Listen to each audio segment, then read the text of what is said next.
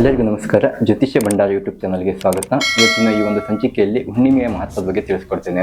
ಹುಣ್ಣಿಮೆ ದಿನದಂದು ಚಂದ್ರನ ಶಕ್ತಿ ಅತ್ಯಂತ ಪ್ರಬಲವಾಗಿರೋದ್ರಿಂದ ಇವತ್ತಿನ ಮಾಡ್ತಕ್ಕಂಥ ಕೆಲಸ ಕಾರ್ಯಗಳಲ್ಲಿ ಮಾಡ್ತಕ್ಕಂಥ ಪೂಜೆಗಳಿಂದ ನಿಮ್ಮಲ್ಲಿ ಇರ್ತಕ್ಕಂಥದ್ದು ದೃಷ್ಟಿ ದೋಷ ನಿವಾರಣೆ ಆಗ್ತಕ್ಕಂಥ ವಿಚಾರ ಹಾಗೂ ನಿಮ್ಮ ನೆಗೆಟಿವ್ ಎನರ್ಜಿ ಕ್ಲೀನ್ ಮಾಡ್ತಕ್ಕಂಥದ್ದು ಈ ಒಂದು ಪೂಜೆಯಲ್ಲಿ. ಈ ಪೂಜೆ ಹೇಗಿದೆ ಇದರ ಬಗ್ಗೆ ತಿಳಿಸ್ಕೊಡ್ತೇನೆ.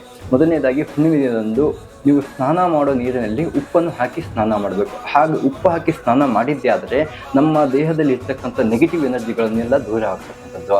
ಮತ್ತು ಮುಂದೆ ಹಾಗೆ ಎರಡನೇ ವಿಚಾರಕ್ಕೆ ಬಂದಿದ್ದರೆ ಒಂದು ನಿಂಬೆಹಣ್ಣು, ಹಸಿರು ಒಂದು ನಿಂಬೆಹಣ್ಣು ತಗೊಳ್ಬೇಕು ಮತ್ತು 7 ಮೆಣಸಿನಕಾಯಿ ತಗೊಂಡು ನಮ್ಮ ಎಡಗೈಯಿಂದ ಈ ಥರ 7 ಸತಿ ನಿವಾಳಿಸಿಬಿಟ್ಟು ಮನೆಯಿಂದ ಆಚೆ ಅಥವಾ 3 ರಸ್ತೆ ಎಲ್ಲಿ ಕಾಣುತ್ತಲ್ವೋ ಅಲ್ಲಿ ಇಟ್ಟು ಬಂದಿದ್ದೇ ಆದರೆ ನಮ್ಮ ನೆಗೆಟಿವ್ ನಮ್ಮದು ಏನೇನಾದರೂ ನಮ್ಮ ಮೇಲೆ ಪ್ರಭಾವ ಇತ್ತು, ಕೆಟ್ಟ ಶಕ್ತಿ ದುಷ್ಟಶಕ್ತಿಗಳ ಪ್ರಭಾವ ಇತ್ತು ಅಂದರೆ ಆ ದುಷ್ಟಶಕ್ತಿ ಪ್ರಭಾವ ಅನ್ನೋದು ನಿಮಗೆ ಈ ಹುಣ್ಣಿಮೆ ದಿನದಂದು ಈ ಒಂದು ವಿಚಾರ ಮಾಡಿದ್ದೇ ಆದರೆ ಸಂಪೂರ್ಣವಾಗಿ ಹೋಗ್ತಕ್ಕಂಥದ್ದು.